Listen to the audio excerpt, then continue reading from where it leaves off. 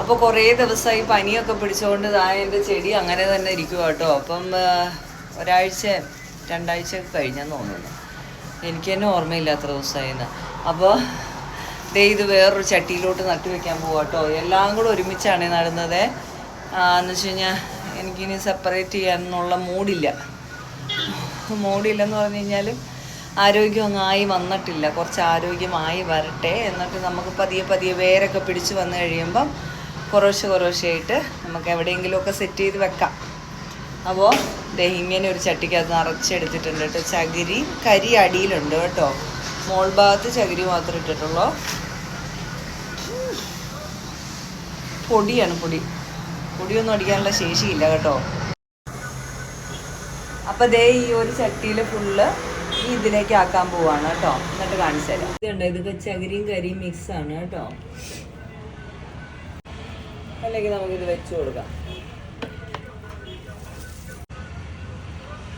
ഇങ്ങനെ എല്ലാം വേറെ വെച്ച് കൊടുക്കാവേ. ഇതുപോലെ എല്ലാം ഓരോന്ന് ഇതിൻ്റെ അകത്തേക്ക് വെച്ച് കൊടുക്കാം കേട്ടോ.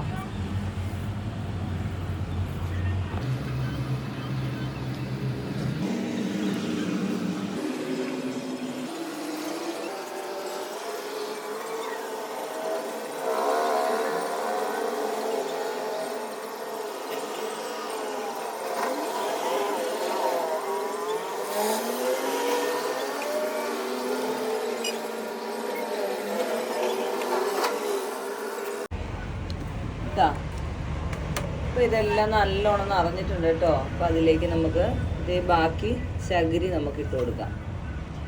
ഇതിലേക്ക് നമുക്കിനി ബാക്കി ചകിരി ഇട്ട് കൊടുക്കാവേ.